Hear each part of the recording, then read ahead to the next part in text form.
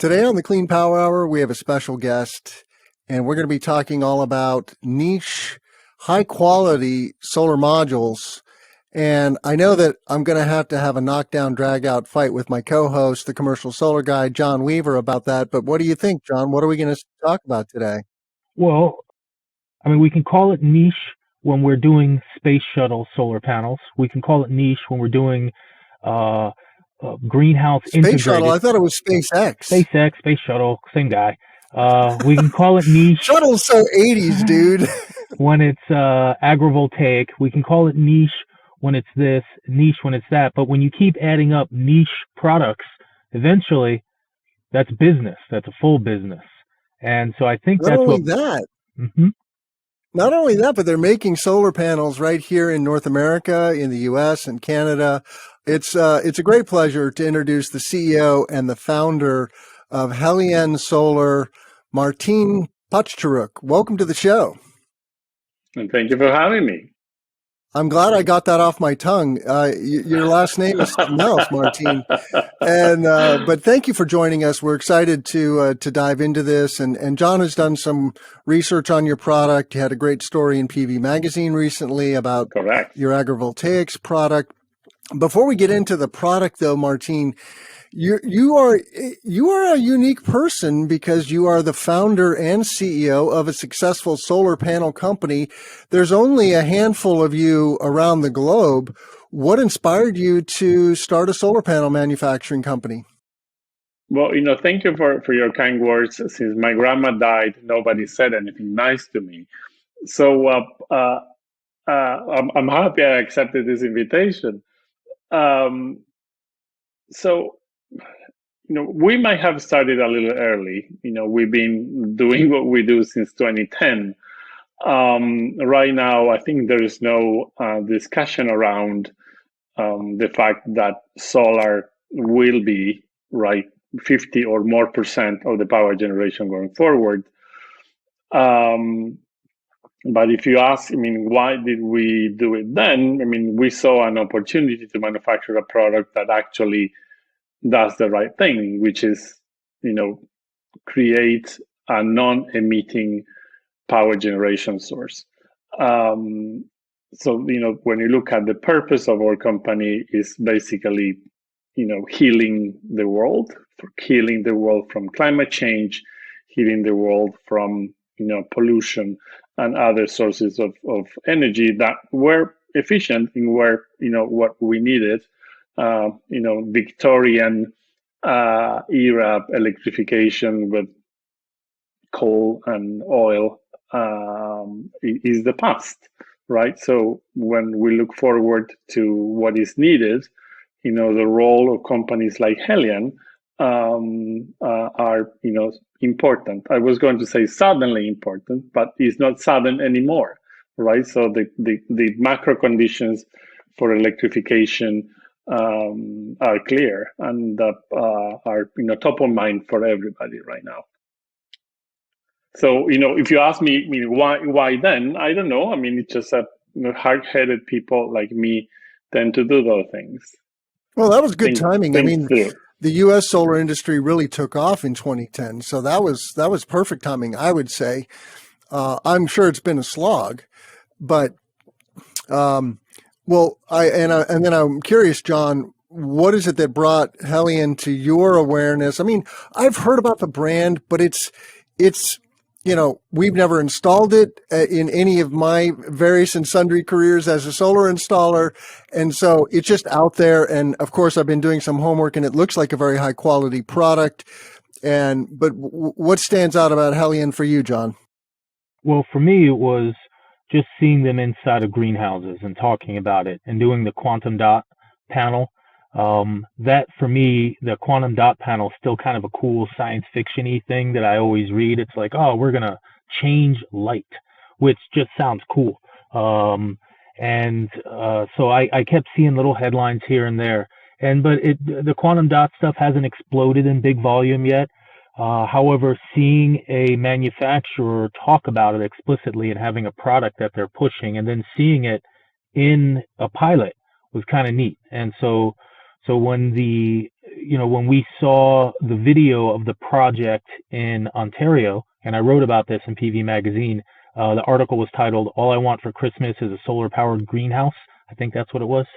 And I referenced that video, and there's a beautiful video of this project in Ontario. And then there's an in-between version of the project in Washington State, where it's not really a agrivoltaic, Correct. it's really just a solar power project, but it's integrated into a greenhouse. So we're like halfway moving toward it. And so it was just kind of neat to see how that worked. Just seeing that a greenhouse manufacturer would take the time to put solar panels into their metal structure seems a very easy and logical thing. And so those two items, just seeing it in the greenhouse, because it parallels agrivoltaics very much. Agrivoltaics, we think a big open outside system. But if we have a solar powered greenhouse, it's sort of like agrivoltaics. It's like nearby agrivoltaics. And agrivoltaics is something that catches me a lot. So when I saw that product, when I saw those projects, it was like cool. And of course, Martin, your company has now bought 2 solar panel manufacturers. One who was close to my heart, down in Riviera Beach, which is literally the first city I lived in at the age of 4 when I moved to Florida. So Riviera Beach, like I know exactly where the plant is. It's right near a big bridge, the Blue Heron Boulevard Bridge. So I go to Riviera Beach. That's where I learned how to swim as a kid. And so just to see you guys buy that factory, it was just kind of neat. And it's a good product. I believe you got the hardware from Meyer Burger, and Meyer Burger's been on our show, so you should have some good gear for nice thin film. I mean, you might not get much support going forward because they're not selling to third parties anymore, but maybe they'll take care of your machines. So I like that. And then you have the facility in Minnesota, so you can really tap into the emotions of people who want to live in a cold place and the people who want to live in a south place. And maybe you can have like a snowbird team where you just have a crew of people go down to Florida for the winter and work, and they'll go back to Minnesota and work there. That could be part of your compensation package where you offer people a little vacation. Yeah, well, it's even going to Minnesota for us is going south, right? So there are not too many people that can say going to Minnesota. It is going south. That's a good point. But it is for us, in northern Ontario. So it's cool. So we're building a new factory. Oh. We're building a new factory in a new line in the Minnesota factory. Mm-hmm. So we started the construction of the building in September. The foundation is there. Now we're waiting for, it's a prefabricated building. So we're waiting for the walls to arrive, which is going to happen next month in February. So this new line is a 400 plus. It's a 450 megawatt line that we're adding to the existing Minnesota manufacturing facility. Well, what's the deal? What's the deal with the quantum dot, though? Because when I read that in John's story, I'm a biologist by training. I'm going, wait a minute. The solar cell is designed to capture light, period. It doesn't want to let go. Yes. And then there's glass around the cells in these agrivoltaics solar panels that you've made. So is the technology in the glass, or what's the deal there? It is on the encapsulant. So what we're using is a proven technology being used in agriculture today. So there is a New Mexico nanotechnology company. They're called UVgrow or UVQD, and you will Google, you will find them. And what they do is basically a tarp like membrane in which they incorporate a nano coating.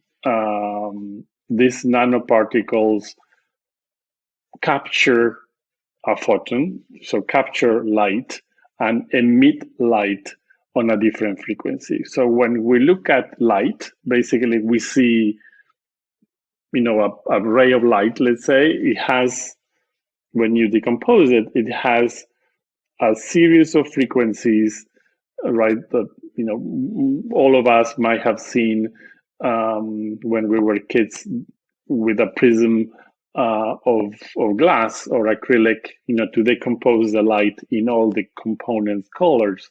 So going from purple to blue to green to yellow to orange to red. So those frequencies that are contained in the light are absorbed by plants in different manners. So plants actually do use the yellow to the red, yellow, orange, and red for photosynthesis. They don't use the green and the blue. So what these nanoparticles do is basically absorb the light in all these frequencies, but emit it only in the orange and the red. So this light shifting, right, that the nanoparticles are able to do, right now, UV Grow is selling it to greenhouse owners to hang under the glass. So this sort of canopy, tarp-like canopy is hung under the glass, and it will have a shelf life of 3 to 5 years, depending on humidity and the level of oxygen. So these materials do oxidize over time. What we are doing and working together in partnership with them is to incorporate these nanoparticles inside of the solar module. So what we're doing together with a Minneapolis-based company that manufactures encapsulant called HB Fueler is to incorporate these nanoparticles into the plastic vinyl encapsulant that is used to glue together the components of a solar module. So encapsulants are used in the manufacturing of solar modules to facilitate the lamination. So what we're doing is we are adding the nanoparticles into an existing layer that goes on the solar module. Is a glass module. It has a glass on the front, glass on the back. What this will allow is for these nanoparticles not to oxidize. So they will have, once it's laminated, there's no access to oxygen. Oxygen doesn't come in when you have a sandwich of glass on the top and glass on the bottom. So what we are obtaining by doing this is a long-lasting nanocoating. So these nanoparticles will stay there forever, right, for 20, 30 years, whatever the lifetime of your greenhouse will be. So the dual use now, so we have solar cells producing electricity, and all of the light that is not captured by the solar cell, that simply goes through the glass, will now be shifted into the orange and the red that plants will favor. Sounds like a lot of work for a niche market, but but listen, I mean, this is how, many of the things, you have glasses in front of your face, right? So glasses used to be glass. Now they're a polymer. They are lighter. Sure. They don't, damage the bridge of your nose by having on it. And it's also a niche product that was created by someone thinking not necessarily about you, but about a use, right? So this is what you do to create innovation, and innovation is what moves industry. I'm always every time I remember the thought that plants don't want green light, they reflect green light. It always takes me a moment to go, wait, that can't be right, because they're green. But then we go back to our physics and we understand how light works and stuff, and it's like, oh yeah, that's the way that works. And so it's just kind of always a neat thought that plants don't need the green light, and that's why. And so let me just to double check. So you have a standard solar cell, glass bifacial. The front side of the solar panel doesn't have the quantum dot. It's on the back side, so that it's on the back. Okay, so we let the solar panel get all the juice it can, and then we pump it up for the light for the plants behind. Correct. What percentage of boost?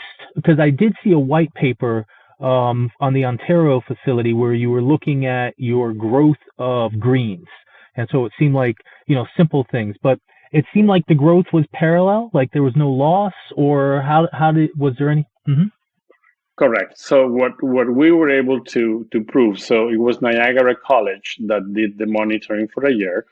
So it's a third-party arm's length monitoring that was reported. That pilot project, what it has is a luminescent dye. It's not a light-shifting nanocoating. So what is a luminescent dye? A luminescent dye is similar to your polarizing, and I'm not going to say a brand, but basically when you have sunglasses, right? The sunglasses basically filter the light. So what reaches your eye is a percentage less than the full light that comes to the glass. So that is what a polarizing lens does. So that pilot project, what it has is a polarizing dye that allows just the red and orange to go through and filters out the blue and the green. So in that case, what we saw is that, and Niagara College reported, is that the power generation didn't affect the growth of the plant. So what was monitored? What we monitored was two different solar modules. So the shading was around 33%. So 33% of the surface of the glass was covered with solar cells. And we had a witness area with just transparent glass. So we monitored the same plant over a 5 crop growth period. So we had, the same plant growing until it was ready for market 5 times under the solar module and under a transparent glass. And the conclusion was the plant grew at the same speed and produced the same weight. So what we were able to prove in the initial pilot project is that you can have power generation and the growth of the plant will not be affected at a shading of 33%.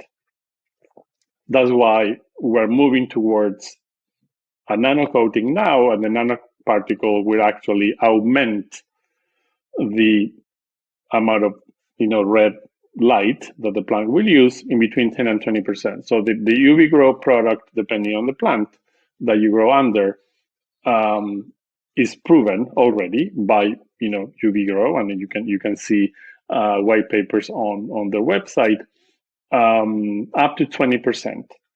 So the speed of growth. Yep. So what we are attempting to do with this new product, so this is greenhouse integrated PV 2.0, is to use this nanoparticle life shifting properties to augment the usable light that plants will capture and have power generation in the same space. So the Niagara College research was you had 2 modules, or did you only have a 33%, or did you have a 25 and a 33%? It was 33 on both cases. Okay. We use a laser cut sliver cell. Yeah, we saw that. That really was thin. like a chessboard type of array, and then we use 2 strings in a module that usually have 6. Okay. So 2 out of 6, that's 33. So with this new, when you integrate the label and you up the light by 10 to 20%, do you plan on having a solar panel with a higher amount of solar cells in it? Like, might you be able to get to a 50% or a 75% solar cell or a solar panel with the augmentation? Generally, it's simpler to have, 33, 66, or 99, right? So with 2 strings is 33, with 4 strings is 66, with 6 strings is 99, okay. So it's fully covered. So what we will have. So we have now a partnership with University of Western Ontario, based out of London, in the province of Ontario, that will work with us on the monitoring of this new product. And we will do 2 strings, 33% coverage, 4 strings for 66, and fully covered, right? And they will monitor these 3 different products with the nano coating and basically see what is the effect on the growth of plants over, a multi-year time frame. So we'll find out. And this new pilot is starting like shortly. It's in the spring for this new pilot. Correct. It's starting this spring. So by April we will have the product. Therefore, later in the spring, sometime in May, we'll be building the mini greenhouses with this product to do the multi-year monitoring program. So will you have 4 unique greenhouses, one with glass, one with 33, 66, 99? Correct. Yes, we will have and have the same plant being grown in all of them at the same time. We've got lots of other stuff we want to talk about, so I'd like to move on if we could. Please. I mean, first and foremost, Martin, the vast majority of solar products are imported from overseas. Why is that, and who are the main suppliers, and how does Helian compare and contrast to that status quo, so to speak? Over time, the origin of solar has changed, right? So we go back to the 1970s. It was mainly the US, 1980s and 1990s too.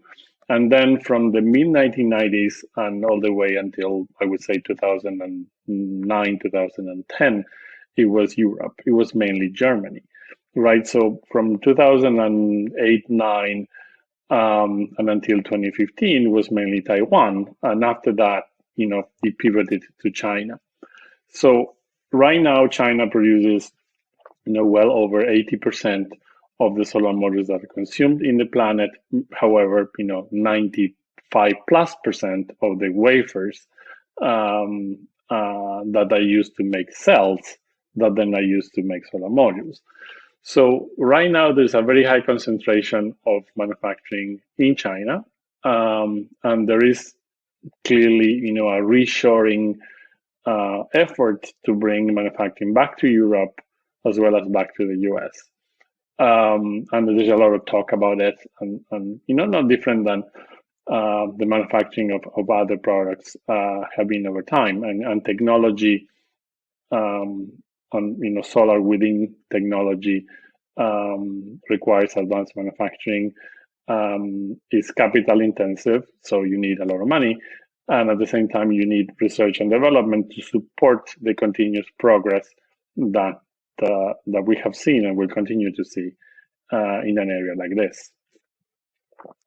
So that's why the origin is Asia, let's call it, whether it is China or Malaysia or Taiwan or Vietnam.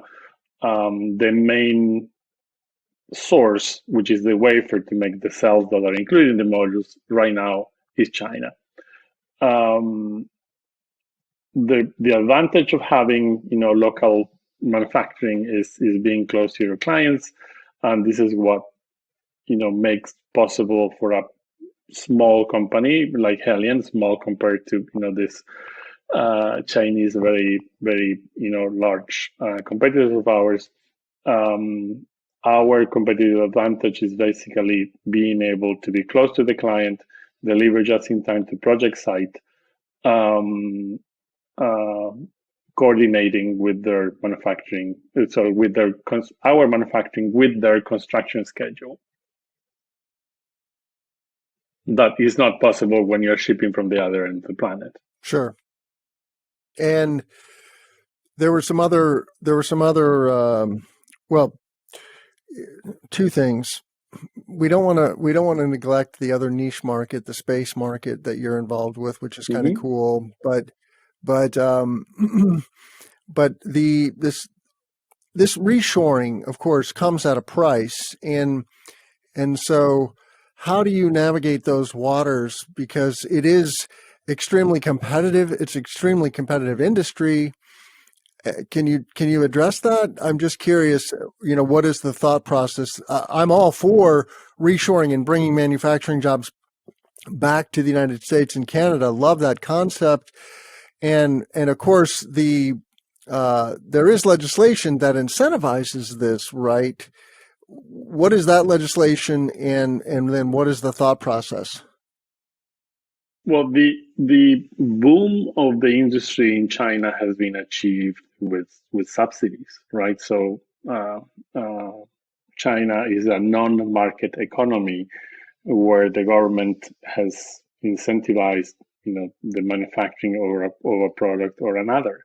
So the simple fact that, for every dollar that you export, you receive out of China, you receive 15 cents back, right? Makes exports possible, because basically you are incentivizing not only the manufacturing by providing credit or other incentives to create jobs, but also you are incentivizing exports by giving the sales tax back to those manufacturers. So when you're saying, how do we compete with that in a market economy where competition is free? Basically, unless you incentivize it through a tax credit or any other forms of or government subsidy, it's difficult for that to happen. Right now, there's a series of possible incentives within what Senator Ossoff drafted and brought to Senate back in July, that are included within the very large Build Back Better package. So the Build Back Better package not only will have certain incentives to accelerate the reshoring, right, from mining of polysilicon to manufacture of ingots, wafers, cells, and modules, also has a much better tax credit for solar developers to continue investing into solar power generation, wind as well. So for all this is for all non-emitting sources. We're talking about solar today. So that's why the climate portion of the Build Back Better is so important. It's important not just to Helian as a manufacturer, but I think it's important to every one of us to fight climate change. So technically, right now, there are no incentives for a manufacturer to move to the United States other than the import tariffs. Yes, so those punitory measures to prevent some origins, right, or to tax them, in not always, but in some cases are effective to prevent unfair competition. And I'm looking for words very carefully here. Well, what we know very clearly that China will push to take over manufacturing markets by underpricing, because that's just their technique. This is their nation state technique. They're going to push themselves forward. They're going to undercut the cost of goods. They're going to subsidize them so their manufacturers can take over, and then slowly price will increase. It's their technique. And on a certain degree, it's terrible, but on another degree, they're the ones that grew solar panels and got it done. So they help. So you don't have to use nice words. We can say the market has been undercut and now you have to fight it. And this is a partial attempt to fight with these import tariffs. Do you have to pay import tariffs for modules coming from Canada to the US? Of course. Yeah. No different than modules coming from Turkey, India, Malaysia, or Vietnam, right? So Canada has been included in the 201 safeguard, similarly to the rest of the planet, right? So we will see what happens going forward. The renewal of the safeguard is about to be public. So, it will be known in the next week or two what is going to happen for the next 4 years. Having some U.S. manufacturing and some Canadian, do you have a desire to see the import tariff dropped, or would you prefer to see the import tariff stay so that your Florida and Minnesota facilities can compete a little better? Like, how's this internally, where your manufacturing capacity and your market capacity. So you've done a spreadsheet and said, yay or nay. Do you have a desire for what you'd like to see? I think that as a U.S. manufacturer, we need incentives to accelerate investment. Whether and not incentive is perfect, and there's no incentive that lasts forever.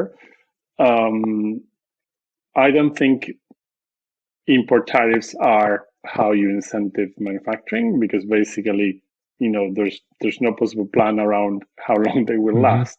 So I think that an incentive like what the Build Back Better package is promoting, hopefully, is passed, and that can be, used for 5 years as it is planned right now, and then will be, sunsetting down to zero over another 3 years. So that, I think, is the ideal, rather than import duties.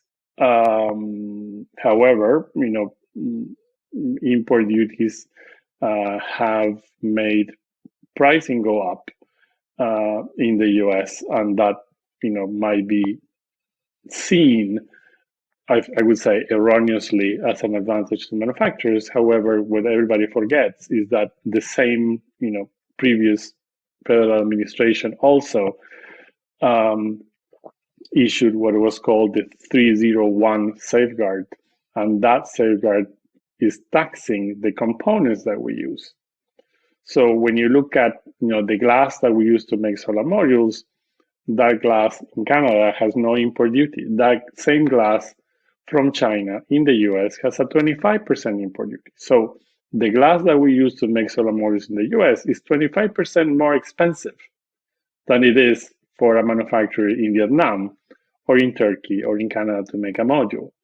So US manufacturers have been penalized to actually invest in the US, which is ridiculous, and we continue to fight. So if the tariffs are to be dropped, then all tariffs should be dropped, including those that are taxing the materials that are used to make solar panels in the US. So that's the 301 safeguard, and not too many people talk about that, but that is creating unfair competition, because a module that is made elsewhere actually has access to materials with no import duties.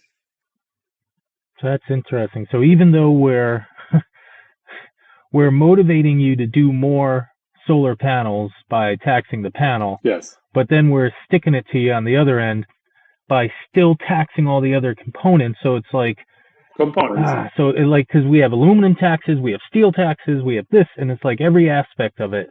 Yes. So it's like you give with one hand, you take with the other. It's like, I get it.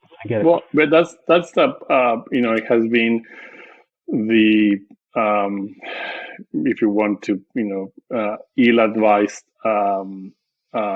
doings of the previous administration on going after China no matter what, even when it's the only origin of materials to make a high technology product like a solar module in the US. What about the Uyghur Forced Labor Prevention Act, or the WRO, as I refer to it, the Withhold and Release Order? This is preventing solar equipment from coming into the U.S. that was made theoretically with forced labor, which is a huge human rights issue in China. Correct. Does this really play in your favor?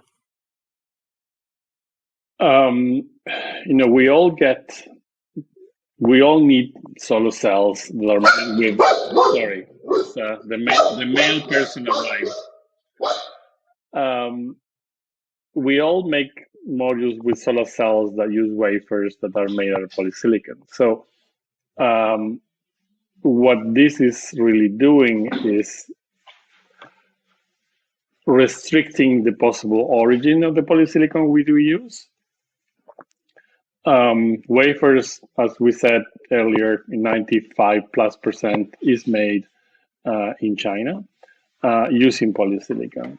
So how do we, from outside of China, are able to audit properly and know where the polysilicon comes from? We really can't.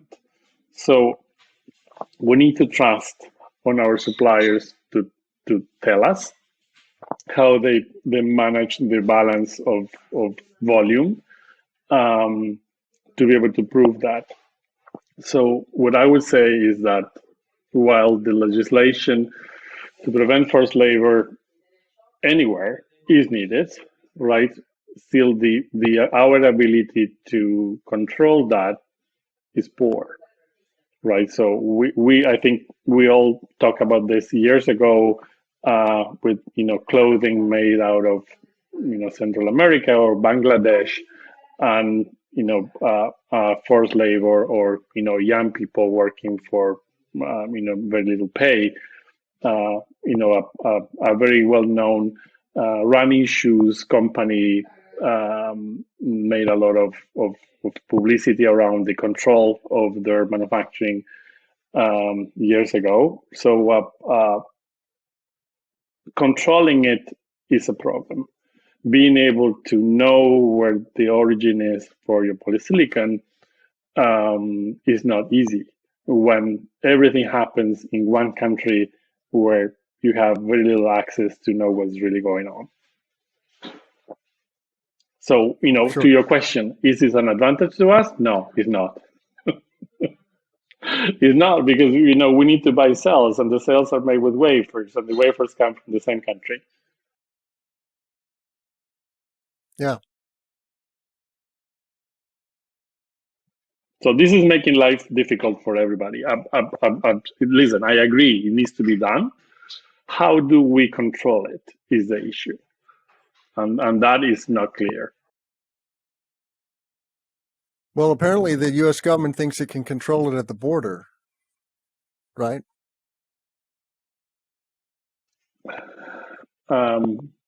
Yeah, no comment.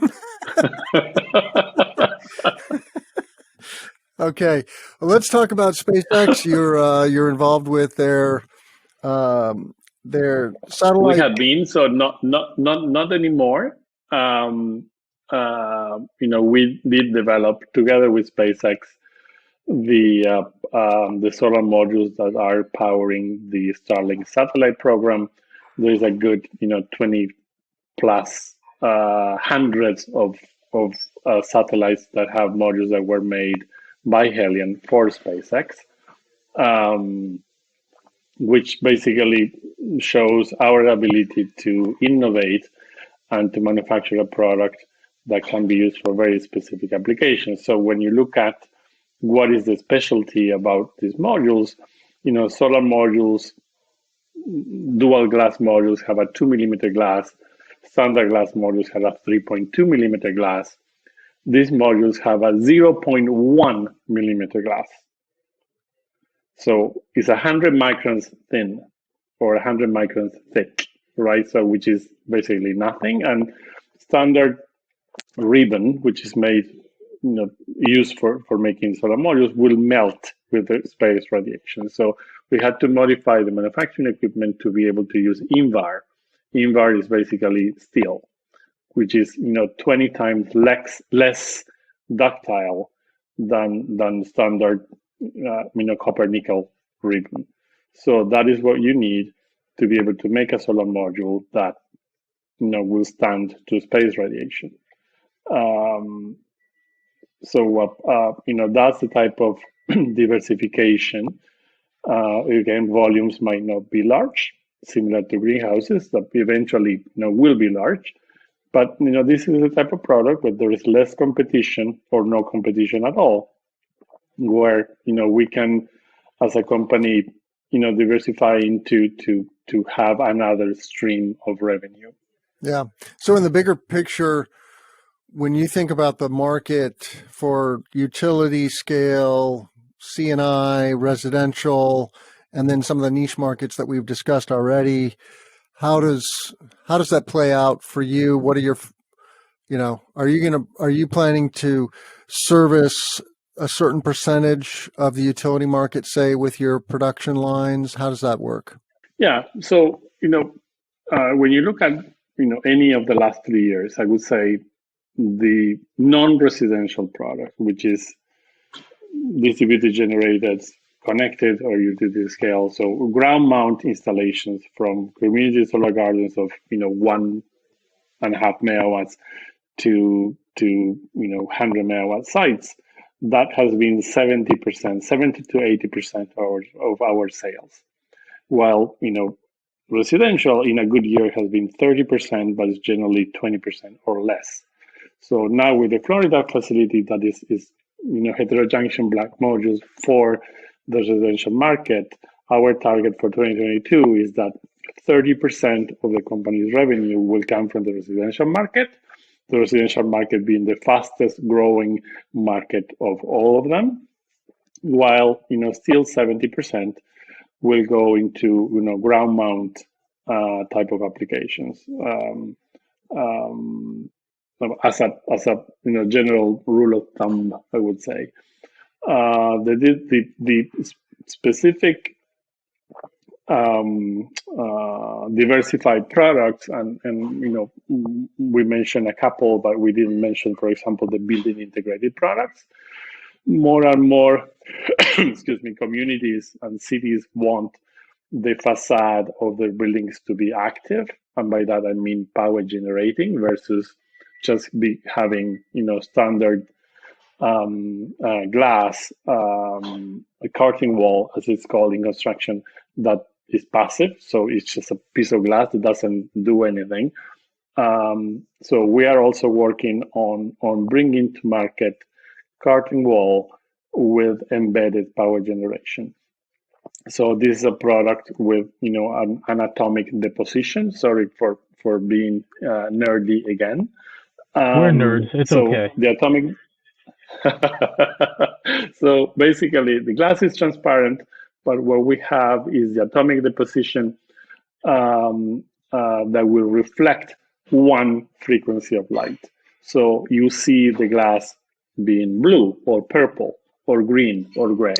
What that means is that frequency of light is reflecting, and our eyes will see that color, when in reality the glass is transparent, and will have solar cells on the back to generate electricity. So what is the percentage of this going forward? I don't think I know, and nobody knows. So basically, we will set up this business units that start from being a seed that eventually could become business on their own. Yep. We got space shuttles, we got greenhouses, we got building, and the utility scale and resi. And utility scale and resi are 99% of your revenue, and these others are seeds that you're growing. Right now they are. Right now they are. So the intent is that, and we have that manufacturing flexibility, particularly in Canada, to cater to this specific niche markets that hopefully they're not just niches going forward, right? So hopefully cities like New York or Toronto, Toronto, I think outside of the Arab Emirates might be the city with the highest number of glass buildings being built year after year. So what we need is cities to have a more aggressive requirement of net zero regulation for buildings, so that the facade of buildings also generates electricity. It's not just the consumption. Yeah, for sure. The day will come when all glass buildings have solar integrated into the facade. Will it be 10 years or 20 years is the question, right? Well, for hard-headed people like us, I mean, we will wait for it and just, make a better product, to basically respond to that requirement. If integrated at time of construction, new glass, what's the added cost? What's the payback? Are we talking like for this product? Because you have to have glass there anyway. I mean, I remember reading about Yes. Onyx Solar, and they say by adding solar qualities to their glass, with the fact that you have to put glass there anyway, the additional cost is a very short payback. It's like 1, 2, 3 years. Do you foresee something like that compared to standard glass? And will depend. The payback will depend on the cost of electricity in that jurisdiction, right? It's not the same, right? When you look at some provinces in Canada that are made, the power generation is mainly hydro, right? The cost of power compared to, New Jersey or California is nothing. So in those jurisdictions, of course, the payback will be longer. It all depends really. What are you offsetting? So in the last few minutes, Martin, what would you like our listeners to remember about Helian? We've made it clear you're doing manufacturing in the U.S. and Canada. That's a very good thing. You make super high quality products that get used in very exclusive markets. But let's face it, the majority of solar installers and solar developers are looking at, 24 potential manufacturers, right? And a lot of it has to do with availability, bankability. Your bankability score is very high. What else should our listeners remember about Helian? Helian is a local trusted partner. So, if you are buying for a one-time use, you might not want to spend the time to partner with someone. If you are in business for the long run, then partnering and having a supplier that works for you in bringing the best product and being available and making everything easier in your construction project, then that's why, we have recurring clients. Some of our clients have been buying from us, not necessarily 100% of the requirement, but a good percentage, for over 7, 8 years. And that is basically because of ease of dealing with. So, I don't think anybody's perfect, but at the end, we listen, and we are here to make your life simpler. I like that. Simple procurement. That's a good sales pitch. Yeah, and that's what we bring, right? So the opportunity to have somebody close to you that actually will make your life easier. Great.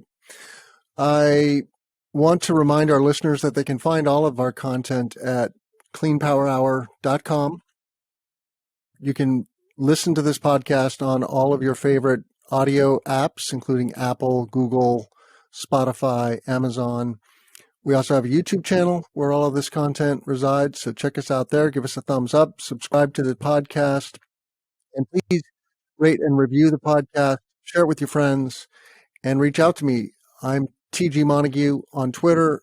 And that's my email as well, tgmontague@gmail.com. And you can find me on LinkedIn. I love to connect with people on LinkedIn. Would love to hear your thoughts about the solar industry and what is important to you so that we can bring you better content. And I want to thank my co-host, John Weaver, for being here week in, week out. How can our listeners find you, John? Just type commercial solar guy into Google. You'll find me on Twitter, on LinkedIn, PV Magazine, my own website. I'm on Twitter way too much. I already shared a document from Martin from Helian on my Twitter account while we were chatting, showing their new capacity. And if you have questions for Martin, please reach out to us, Tim or I, via the various tools, and we'll message Helian because they have a Twitter account, and I already tagged them. And so there's many ways for us to get new knowledge. And of course, if you buy some panels from them because of us, make sure you let them know so that we can get some sort of a kickback or something, because I want to earn a Canadian, I want to have some beaver tails ready for me when I get to Canada, and you're going to be the guy obligated to buy them for me, Martin. So, of course. And just for your listeners to know, that is a cookie. It's not an actual beaver tail. Yes. And some poutine. We want some gravy. We want some fries and some beaver tails. That's a requirement. So commercial solar guy, just type it into Google, Helian. You can find them, and that's it. Thank you, Tim. Yeah, and Martin, how can our listeners reach out to Helian? So www.helian.com, HELIENE.com. And on the website, the About Us, you will find all of the emails and phone numbers to reach us. And if you have something to complain, call my mother. All right, that's a wrap. Thank you, gentlemen. And let's grow solar and storage. I'm Tim Montague. Have a great day, everybody. We'll see you next week.